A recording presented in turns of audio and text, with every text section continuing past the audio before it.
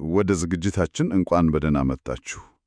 ዛሬ የምንመረምረው ጽሑፍ እውነት ለመናገር አንድ እጅግ ግዙፍና አእምሮን ትንሽ የሚፈታተን ሐሳብ ይዞ ነው የሚመጣው። በጣም ይህም አምላክ በእውነታ ውስጥ ያለ አካል ሳይሆን እሱ ራሱ እውነታው ቢሆንስ የሚል አይነት ነው። አዎ፣ ጽሑፉ አምላክን እንደ ሁሉ ነገር አድርጎ ይስለዋል። ከእርሱ ውጭ ምንም የለም ይላል። ስለዚህ የዛሬው ዓላማችን ይህንን ግዙፍ ሐሳብ ተከትለን የት ድረስ እንደሚያደርሰን ማየት ነው። በእርግጥ በጣም መሰረታዊ ጥያቄዎችን ነው የሚያነሳው።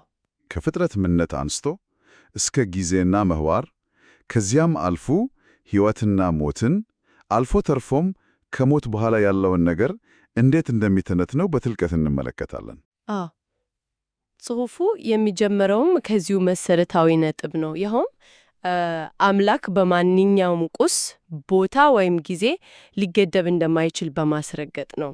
ሰማይ እንኳን ሊይዘው አይችልም ከሚለው በትክክል ሰማይና የሰማያት ሰማይ እንኳን ሊይዙህ አይችሉም የሚለውን ይጠቅሳል። ይሄ ማለት ያው አምላክ የምናውቀው ዓለም ውስጥ ያለ አንድ ነገር ሳይሆን ዓለሙ ራሱ በሱ ውስጥ ነው። ልክ እንደዛ አይነት አንድምታ አለው። እሺ፣ እዚህ ጋር ግን አንድ ጥያቄ አለኝ። አምላክ በቦታ የማይወሰን ከሆነ ጽሑፉ ቤተ መቅደሱን የመሰሉ ቦታዎች ላይ ስሙን እንደሚያኖር ሲገልጽ ምን ማለቱ ነው? በራሱ እዛ ከሌለ ስሙ እዛ መኖሩ ምን ትርጉም አለው? በጣም ጥሩ ጥያቄ ነው። ጽሑፉ እንደሚለው ይሄ የአምላክን ምንነትና የፍጡራንን ውስንነት ያሳያል።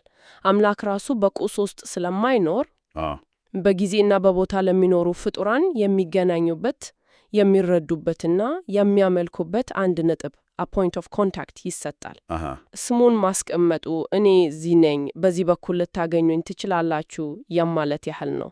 ነገር ግን ያ ቦታ እርሱን ይዞታል ማለት አይደለም። ገባኝ። ልክ አንድ ደራሲ መጽሐፍ ውስጥ ባለ አንድ ምልክት እንደሚገኝ ማለት ነው። በትክክል ደራሲው በመጽሐፉ ውስጥ የለም፣ ነገር ግን ተጽዕኖና መገኘቱ በዚያ ምልክት በኩል ይገለጻል። ገባኝ። ስለዚህ ስሙ የእርሱ ሙሉ ማንነት ሳይሆን ለእኛ ግንዛቤ የቀረበ የእርሱ መግለጫ ነው ማለት ነው። አዎ፣ ይሄ ደግሞ በሐዋርያት ሥራ ላይ በሰው እጅ በተሠራ መቅደስ አይኖርም ከሚለው ጋር ፍጹም ይሰማም። እውነት ነው። ከዚህም በላይ ይሄዳል። ጽሑፉ አምላክ የፍጡራን እርዳታ እንደማያስፈልገው ይገልጻል። ምንም የጎደለው ነገር የለም። ነገሩ በተገላቢጦሽ ነው። ሙሉ በሙሉ ፍጡራን በሙሉ በእርሱ ላይ የተመኩ ናቸው። የፀሐይ ብርሃን፣ ውሃ፣ አየር፣ የምንተነፈሰው እስትንፋስ ሁሉ ከእርሱ የሚመነጭ ነው። በማቴዎስ ወንጌል ላይ ፀሐዩን በክፎችና በደጎች ላይ ያወጣል። አዎ፣ ያንን ሲል የሕልውና መሠረታዊ ነገሮች ሁሉ የእርሱ ስጦታ መሆናቸውን ነው የሚያሳየው። ይህ የጥገኝነት ሐሳብ እጅግ መሠረታዊ ነው። ጽሑፉ በኢዮብ መጽሐፍ ላይ መንፈሱንና እስትንፋሱን ወደ ራሱ ቢሰበስብ ሥጋ ያለው ሁሉ በአንድነት ይጠፋል የሚለውን ሲጠቅስ ነገሩን ወደ ላቀ ደረጃ ይወስደዋል። በጣም ሕይወታችን ብቻ ሳይሆን ሕልውናችን ራሱ በእርሱ እጅ ነው እያለ ነው። አዎ፣ እዚህ ላይ ነው እንግዲህ የጽሑፉ ዋና መከራከሪያ ይበልጥ ግልጽ መሆነው። ሕልውና ብቻ ሳይሆን ኢ ሕልውና ብለን የምናስበው ነገር እንኳን በእርሱ ቁጥጥር ስር ነው ይላል። ቆይ እስኪ ይህንን ሐሳብ እንፈትሸው። ኢ ሕልውና ስንል ምንም ነገር የሌለበትን ሁኔታ ነው የምናስበው። ጽሑፉ ይህ ምንም አለመኖር ራሱ በአምላክ ውስጥ ያለ ነገር ነው እያለ ነው። በትክክል ልክ እንደዛ ነው። ይህም ማለት አንድ ነገር ሕልውናውን ሲያጣ ዝም ብሎ አይጠፋም፣ ይልቁንም በአምላክ ቁጥጥር ስር ወዳለ ሌላ ሁኔታ ይሸጋገራል እንደማለት ነው። አዎ፣ ስለዚህ አምላክ ወደ ኢ ሕልውና የተመለሰን ነገር በማንኛውም ጊዜ መልሶ ወደ ሕልውና ሊጠራው ይችላል። ለእርሱ በሕልውናና በኢ ሕልውና መካከል ያለው መስመር እኛ እንደምናስበው የጸና አይደለም። ሁለቱም የእርሱ ግዛቶች ናቸው። ይህንን የአምላክ ልዕልና ለማሳየት ጽሑፉ ከኢሳይያስ 40 የሚጠቅሰው ክፍል በጣም አስደናቂ ነው። አሕዛብ በባልዲ ውስጥ ያለ አንድ የውሃ ጠብጣ ናቸው የሚለው ክፍል ነው አይደል? አዎ። እውነቱን ለመናገር ይህ ንጽጽር በጣም ከባድ ነው የሚመስለው። የሰው ልጆችና ሥልጣናቸውን በሙሉ ከምንም ጋር ማናጻጸሩ ሰውን ዝቅ የሚያደርግ አይመስልም? ከሰው አንጻር ሲታይ በእርግጥም እንደናን ሊሰማ ይችላል። ነገር ግን ጽሑፉ ይህንን የሚጠቀመው ሰውን ለማሳነስ አይደለም። ታዲያ ለምንድን ነው? የአምላክን ልኬት ስኬል ለማሳየት ነው። ልዩነቱ በመጠን ብቻ ሳይሆን በአይነት ጭምር መሆኑን ለማስረገጥ ነው። እሺ፣ እኛ ከጉንዳን ጋር ያለን ልዩነት የመጠን ነው። ሁለታችንም በዚህ ዓለም ውስጥ እንኖራለን። ነገር ግን ጽሑፉ የሚለው የአምላክና የፍጥረት ልዩነት በኮምፒውተር ጨዋታ ውስጥ ያለ ገጸ ባህሪና የጨዋታው ፕሮግራመር እንዳላቸው ልዩነት ነው። ዋው! ፕሮግራመሩ ለገጸ ባህሪው ህልውናን ይሰጣል። ነገር ግን የፕሮግራመሩ እውነታ ከገጸ ባህሪው እውነታ ፈጽሎ የተለየ ነው አይደል? በጣም። ስለዚህ ኢሳይያስ እንደሌሉ ሲል ከዚህ ከፍ ያለው እውነታ አንጻር ሲታይ የእኛ ህልውና የተለየ መልክ አለው ማለቱ ነው። ይህ በጣም ግልጽ ያደርገዋል። ስለዚህ የኛ የምንኖረው የምንንቀሳቀሰው ህልውናችንም በርሱ ውስጥ ከሆነ ይህ ሁሉ ነገር የሚቆጣጠርና ከጊዜና ምህዋር በላይ ሆነ አምላክ እንዴት ራሱ የዚህ ፍጥረት አካል ሊሆን ቻለ? ጽሑፉ ስለ ሁለተኛው መለኮታዊ አካል ስለ ወልድ ወደ ፍጥረት መምጣት ምን ይላል? ፕሮግራመሩ እንዴት የራሱ የኮምፒውተር ጨዋታ ገጸ ባህሪ ሊሆን ይቻለ? እዚህ ላይ ነው እንግዲህ ጽሑፉ ይህ ምስጢር ነው ብሎ በግልጽ የሚያስቀምጠው። ማይመለስ ጥያቄ ነው። ምክንያቱም በሰው አእምሮ አመክንዮ በሎጂክ ሲለካ አይመሸል ነገር ነው። ጊዜንና ምህዋርን የሚይዘውና የሚያኖረው እርሱ ሆኖ ሳለ እንዴት ራሱን ባዶ አድርጎ በፍጥረት ሕግጋት ሊገዛ ቻለ? በፊልጵስዩስ ላይ ያለው የባሪያን መልክ ይዞ የሚለው አዎ፣ ያ ሐረግ ይህንን ለመግለጽ የሚሞክር ነው። ነገር ግን ጽሑፉ እንደሚለው እኛ በጊዜ ውስጥ ስለምንኖር ከጊዜ በላይ የሆነውን ነገር ሙሉ በሙሉ መረዳት አንችልም። እኔን በጣም የነካኝና ያስቸገረኝ ጽሑፉ ያነሳው ጥያቄ ነው። የትኛው? ወልድ በመስቀል ላይ በአባቱ በተተዋበት ወቅት እርሱ ራሱ የሚይዘው ጊዜና ምህዋር እንዴት ሊቀጥሉ ቻሉ ይላል። ይሄ እኮ ማይታሰብ ነው። በጣም የእውነታው ሞተር the engine of reality ራሱ የተሰቃየና የሞተ ባለበት ሰዓት እውነታው እንዴት አልፈረሰም? አዎ፣ ይሄ ጽሑፉ ሊያስተላልፍ የሚፈልገው ማዕከላዊ ምስጢርና አስገራሚ ነጥብ ፓራዶክስ ይመስለኛል። ጥያቄው ራሱ የፍጡር አእምሮ ያለውን ገደብ ያሳያል። መልስ ልንሰጠው አንችልም።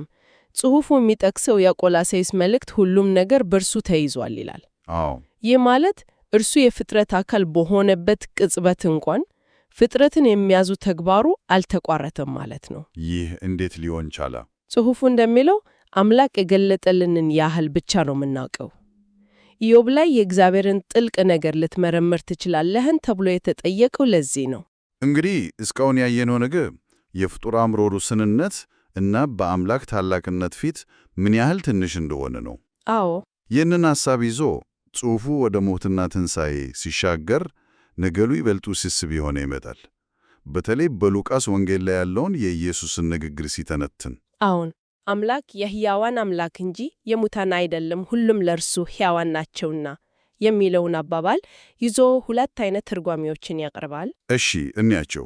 የመጀመሪያው ምንድን ነው? የመጀመሪያው ትርጓሜ ከፍርድ ቀን በፊት ማንም ሰው ወደ ፍጹም ኢ-ሕልውና ወይም ሁለተኛው ሞት ተብሎ ወደ ተገለጸው ሁኔታ አልገባም የሚል ነው።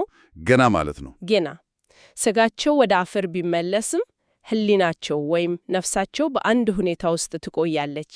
ስለዚህ ከአምላክ እይታ አንጻር ገና ሙሉ በሙሉ የጠፉ አይደሉም። አሃ፣ ፍርዳቸው ስላልተወሰነ። በትክክል በዚህ መልኩ ሕያዋን ናቸው፣ ገና በሂደት ላይ ናቸው። እሺ፣ ሁለተኛው ትርጓሜስ የምኛው የተለየ ይመስላል? ሁለተኛው ትርጓሜ ደግሞ ስለ ሰውየው ወቅታዊ ሁኔታ ሳይሆን ስለ አምላክ አተያይና ስለ ሰውየው የመጨረሻ ጠፈንታ ነው። እንዴት? በዚህ ትርጓሜ መሰረት አምላክ እንደ እውነተኛ ሕያዋን የሚቆጥራቸው ለእርሱ የሚታዘዙትና ከእርሱ ጋር ኅብረት ያላቸውን ብቻ ነው። ሌሎቹስ? ማይታዘዙት መጨረሻቸው ጥፋትና ወደ ኢ-ሕልውና መመለስ ስለሆነ በአምላክ ዓይን አሁንም በምድር ላይ እየተነፈሱ ቢሆንም እንኳ እንደ ሞቱ ይቆጠራሉ። በጢሞቴዎስ ላይ በሕይወት ሳለች የሞተች ናት እንደሚለው ማለት ነው። ልክ። ስለዚህ በዚህ እይታ ሕያው መሆን ማለት ባዮሎጂካዊ ሕይወት ብቻ ሳይሆን ከመለኮታዊ ምንጭ ጋር መያያዝ ነው። እነዚህ ሁለት ትርጓሜዎች በጣም ተለያዩ አንድምታዎች አላቸው። አዎ፣ የመጀመሪያው ስለ ሙታን ሁኔታ ሲሆን፣ ሁለተኛው ደግሞ ስለ ማንነት በአምላክ ፊት ነው። ጽሑፉ አንዱን ይመርጣል ወይስ ሁለቱንም እንደ እውነት ያስቀምጣቸዋል? ጽሑፉ ሁለቱም በራሳቸው መንገድ እውነት ሊሆኑ እንደሚችሉ ነው የሚያሳየው። ኢየሱስ የአብርሃም የይስሐቅና የያዕቆብ አምላክ ነኝ ሲል የመጀመሪያውን ትርጓሜ ያጠናክራል። አዎ፣ ምክንያቱም እነሱ በሥጋም ሞተዋል፣ ነገር ግን በአምላክ ሕልውና ውስጥ ስላሉ ለእርሱ ሕያዋን ናቸው። በሌላ በኩል ደግሞ መጽሐፍ ቅዱስ ኃጢአትን ከሞት ጋር ደጋግሞ ማያያዙ ሁለተኛውን ትርጓሜ ያጠናክራል። ይህንን ሐሳብ ከትንሣኤ ጋር እንዴት ያገናኘዋል? በተለይ ስለ ሁለት አይነት ትንሣኤዎች ሲያወራ። አዎ፣ እዚህ ላይ ነው ጽሑፉ በጣም የተለየ እና ምናልባትም አከራካሪ ሊሆን የሚችል ሐሳብ የሚያቀርበው። እሺ፣ የመጀመሪያው ትንሣኤ ብሎ የሚጠራውን ከሁለተኛው ትንሣኤ ይለያል። የመጀመሪያው ትንሣኤ ምንድን ነው? ለማነስ ነው? ጽሑፉ ይህንን የተሻለ ትንሣኤ ብሎ ይጠራዋል። ይህ ትንሣኤ የአምላክን ትእዛዛት በሰው ልጅ ደካማ ሥጋ ውስጥ ሆነው መጠበቅ እንደሚቻል በሕይወታቸውና በሞታቸው ላረጋገጡ ሰማያት ምስክሮች ብቻ የተዘጋጀ ነው ይላል። ለሰማያት ብቻ? አዎ። በራእይ 20 ላይ እንደተጠቀሰው እነዚህ ሰዎች በሁለተኛው ሞት ላይ ሱልጣን የላቸውም። ቆይ፣ ይሄ በጣም ወሳኝ ነጥብ ነው።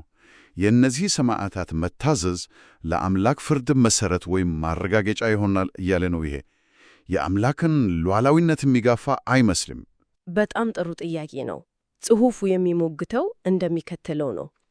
አምላክ በዓለም ላይ በጽድቅ ከመፍረዱ በፊት የእርሱ ትእዛዛት በሰው ልጅ ሁኔታ ውስጥ ሊጠበቁ እንደሚችሉ ለፍጥረት ሁሉ ማሳየት አለበት። ለምንድን ነው ማሳየት ያለበት? ምክንያቱም ሰይጣን በኢዮብ መጽሐፍ ላይ ሰው ለሕይወቱ ሲል ሁሉንን ይሰጣል ብሎ ስለከሰሰ ነው።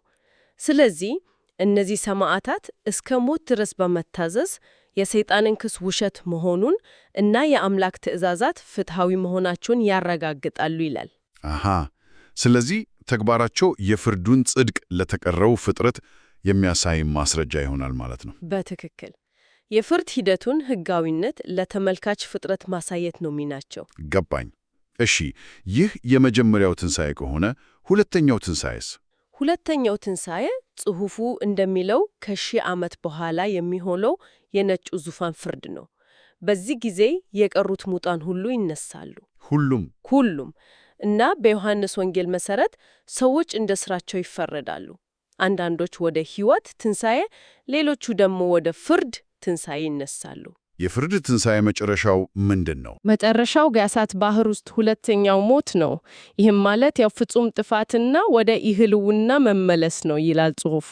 ወደዚያ ምንም አለመኖር ሁኔታ መመለስ ማለት ነው። አዎ። ይህ ሁሉም የሆነው በተወሰነ መለኮታዊ የጊዜ ሰሌዳ መሠረት መሆኑን ለማጠናከር ጽሑፉ አንድ ስፔሲፊክ ምሳሌ ይጠቀማል። የዳዊትን። አዎ፣ ንጉሥ ዳዊት እንኳን ገና ወደ ሰማይ እንዳላረገ በሐዋርያት ሥራ ላይ ተመሰርቶ ይገልጻል። ይህ ብዙ ሰዎች ከሚያስቡት የተለየ ነው። አዎ፣ ይህንን ነጥብ የሚያነሳው በብዙዎች ዘንድ ቅዱሳን ከሞቱ በኋላ ወዲያውኑ ወደ ሰማይ ይሄዳሉ የሚል እምነት ስላለ ነው። ግን ተዛ አይደለም እያለ ነው ጽሑፉ። ከጌታ ኢየሱስ ክርስቶስ በቀር ማንም ገና ወደ ሰማይ አላረገም በማለት ይሞግታል። ሁሉም ነገር ጊዜና ሰዓት አለው። የዳዊት ትንሣኤም ሆነ የሌሎቹ ሁሉም የሆነው አምላክ በወሰነው የጊዜ ሰሌዳ መሠረት ነው። ይህ ደግሞ አምላክ በጊዜ ላይ ያለውን ፍጹም ስልጣን እና ሁሉ ነገር በእቅዱ መሠረት እንደሚከናወን ያሳያል። እንግዲህ የጀመርንበትን ግዙፍ ሐሳብ ስናጠቃልለው ጽሑፉ አምላክን እንደ ፍጹም እውነታ ይስለዋል። ትልውና፣ ኢህልውና፣ ጊዜ፣ ዘላለም፣ ፍጥረት እና ፍርድ ሁሉም በእርሱ ቁጥጥር ስር ያሉና ከእርሱ ማንነት የሚመነጩ ናቸው። እኛ የምንኖረው የምንንቀሳቀሰው ህልውናችንም በእርሱ ውስጥ ነው። በትክክል የውይይታችን ዋናው ነጥብ የፍጡራን አእምሮ ውስንና ይህንን ሁሉን በሁሉ የሆነው አምላክ ለመረዳት አለመቻላችን ነው። የምናውቀው እርሱ የገለጠልንን ያህል ብቻ ነው። ልክ እንደዛ የአምላክን ጥልቅ ነገር ማን ሊመረምር ይችላል የሚለው ጥያቄ የውይይታችን ማዕከል ሆኖ ቆይቷል። ጽሑፉ የሚያሳየን መልሱ ማንም እንደሆነ ነው። የምናውቀው እርሱ በገለጠልን መጠን ብቻ ነው። ይህ ዳሰሳ በእርግጥም ብዙ ጥያቄዎችን የሚተው ነው። ጽሑፉ ካናሳቸው ነጥቦች ውስጥ አንድ አስገራሚ ሐሳብ ይዞ እንዲያሰላስል እንጋብዛለን። ጽሑፉ እንደሚጠቁመው የመጨረሻው ፍርድ የሚዘገየው የተወሰነ ቁጥር ያላቸው ሰማዕታት የአምላክን ትእዛዛት መጠበቅ እንደሚቻል እስኪያረጋግጡ ድረስ ነው። ይህ ማረጋገጫ የአምላክን ፍርድ ጽድቅ ለፍጥረት ሁሉ ያሳያል ይላል። ይህ እውነት ከሆነ የሰው ልጆች ድርጊትና ምርጫ ከአጠቃላይ መለኮታዊና ዓለም አቀፋዊ ቅርድ ጋር ስላለው ግንኙነት ምን ይነግረናል? የፍጡራን ታማኝነት የፈጣሪን የፍርድ ሂደት ለማረጋገጥ አስፈላጊ መሆኑ ምን አይነት እንድምታ አለው?